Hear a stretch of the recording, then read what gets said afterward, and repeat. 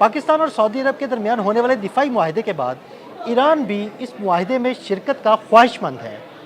इस मुआहदे में शिरकत के हवाले से आमिर रज़ा के पास कुछ तफसीलात हैं, उनसे बात करते हैं।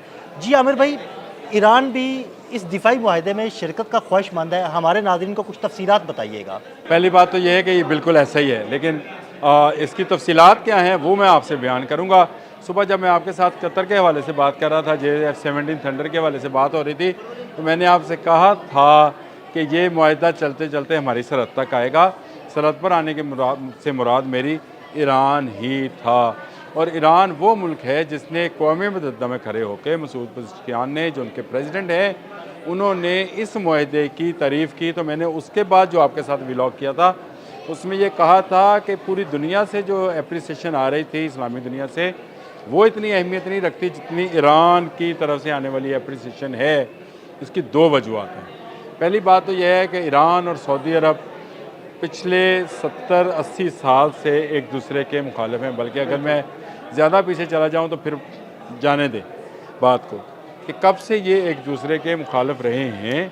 और एक दूसरे की मुखालफत में एक रूस से असला ख़रीदता रहा है, एक जो है वो अमेरिका से असला ख़रीदता रहा है। इससे पहले ईरान की इराक़ के साथ चंद मामलात पर जंग रही, 8 साल जंग रही। ईरान के बारे में इस्लामी दुनिया हमेशा ये शुबहात का शिकार रही और मुख्तलिफ, मैं तो यही कहूँगा, तोहमात का शिकार रही। एक से दूसरे में ये जाता रहा कि ईरान हमारा दोस्त नहीं है। ईरान वो मुल्क है जिसने इस कुर्रे अर्ज़ पर पाकिस्तान बनने के बाद सबसे पहले पाकिस्तान को तस्लीम किया था। ये एक मुसलमान हकीकत है, इससे कोई इनकार नहीं कर सकता। आपको तस्लीम करने वालों में कोई मुल्क अगर जिसने पहल की थी वो ईरान था। लेकिन वक्त के साथ साथ ईरान के साथ हमारे तल्लुकात जो थे वो कशीदा होते चले गए, और यहाँ तक कशीदा हुए कि भारत जैसा दुश्मन जो है उसको चाह बहार की बंदरगाह ईरान में बनाने का मौका मिला। ईरान जो मौका मिला तो उसने भारत को सपोर्ट किया, भारत को मौका मिला तो उसने ईरान को सपोर्ट। तो हमारी सरहद के होने के साथ साथ ये हमसे फासले पर चले गए। लेकिन बेहतर हुआ जिस तरह मोदी ने हम पर हमला किया और पूरी दुनिया पर हमारी ताकत जो है आश्कार हो गई।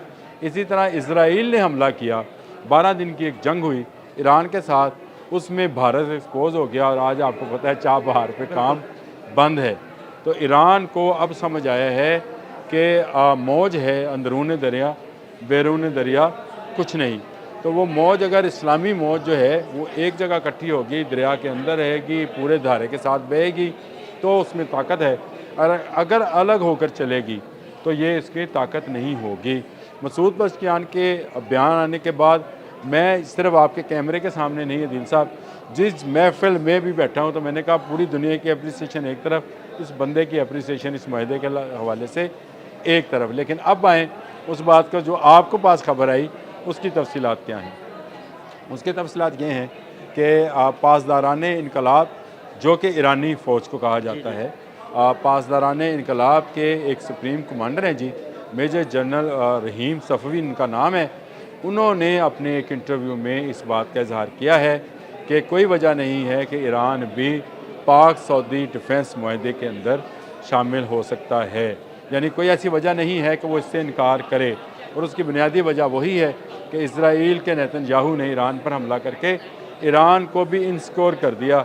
और अब सबकी सिक्योरिटी जो है वो पाकिस्तान के साथ मुंसलिक होने में नज़र आ रही है।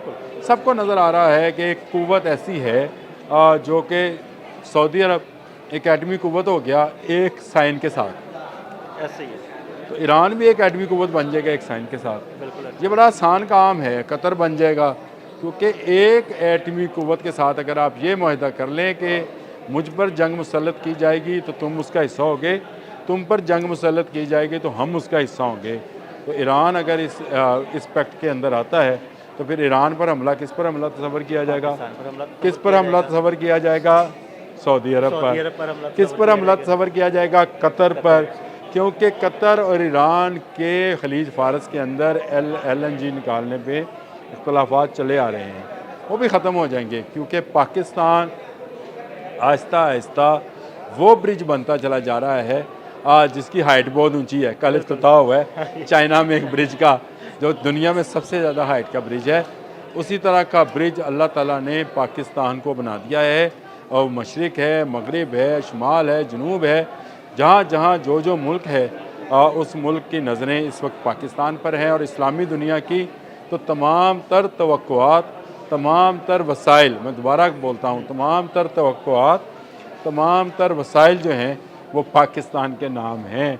और आपको पता है वो कतर है, बहरीन है, अमान है, सऊदी अरब है, ईरान है, ये जितने इस्लामी मुल्क हैं सब के सब वसाइल की दौलत से माला माल हैं। और पाकिस्तान जो है उसको अल्लाह ताला ने क़ुव्वत बाजू दी है, अल्लाह ताला की तरफ से ये वदियत है। और इस वक्त तमाम के तमाम वसाइल को ज़रूरत है ऐसे ही क़ुव्वत बाजू की, जिसको दिखाकर डराया जा सके और जिसको दिखाकर दूसरों को जंग से रोका जा सके। ये इत्तेहाद बराए अमन होगा, इस बात को जहन में रखिएगा। रहीम सफ़वी ने इसीलिए ये बात की कि पाकिस्तान के साथ वो मुआहदे में जा सकते हैं, सऊदी अरब के साथ, और अगर ये हो जाता है तो ये इस सदी का सबसे बड़ा वाक़या होगा। गुज़िश्ता सदी में हमने दोनों क़ुव्वतों को लड़ते हुए देखा है, इस सदी में अगर हम इनको मिलते हुए देखें और पाकिस्तान उसकी वजह बने, तो मैं ये समझता हूँ ये पाकिस्तान की बड़ी खुशनसीबी है कि वो उम्मत मुहम्मदिया को एक जगह पर इकट्ठे करने में कामयाब होगा। और अगर एक जगह पर हम सब इकट्ठे हो गए तो फिर भारत में रहने वाला मुसलमान भी जो है उसमें भी ताकत आएगी। अमेरिका, बरतानिया में रहने वाले मुल्क में मुसलमान जो हैं उनमें भी ताकत आएगी। रोहिंग्या में रहने वाला मुसलमान भी मजबूत होगा। चीन के अंदर बसने वाले मुसलमान जो हैं वो भी ताकतवर होंगे। तो ये ताकत जो है हमें इसी सूरत में मिल सकती है जब हम अपने फ़रोई जो मसाइल हैं उनसे निकल आएँ। रहीम सफ़वी का बयान मैं ये समझता हूँ ताज़ा हवा का झोंका है। इससे पहले उनके सदर ने, जो मसूद पज़ेश्कियान ने, जो जनरल असम्बली का इजलास था उसमें मुआहदे की तारीफ़ की थी, तो अब ये शामिल होने की बात कर रहे हैं। आप उस खबर का तराशा साथ लगा सकते हैं और इस खबर का तराशा लगाएं ताकि मेरी तरह बाकी मुसलमानों के दिल भी जो हैं वो ठंडे हों और खुश हों। बहुत शुक्रिया आमिर भाई जी। बिल्कुल आमिर रज़ा ने बड़ी तफसील के साथ आपको ईरान के इस मुआहदे में शिरकत के हवाले से बताया। अदील अहमद और आमिर रज़ा को इजाज़त दीजिएगा। अल्लाह हाफ़िज़। तो ईरान को अब समझ आया है कि मौज है अंदरून दरिया, बैरून दरिया कुछ नहीं। तो वो मौज, अगर इस्लामी मौज जो है वो एक जगह इकट्ठी होगी, दरिया के अंदर रहेगी, पूरे धारे के साथ बहेगी, तो उसमें ताकत है। और अगर अलग होकर चलेगी तो ये इसकी ताकत नहीं होगी। तमाम तर तवक्कुआत, तमाम तर वसाइल जो हैं वो पाकिस्तान के नाम हैं। और आपको पता है वो कतर है, बहरीन है, अमान है, सऊदी अरब है, ईरान है, ये जितने इस्लामी मुल्क हैं सब के सब वसाइल की दौलत से माला माल हैं।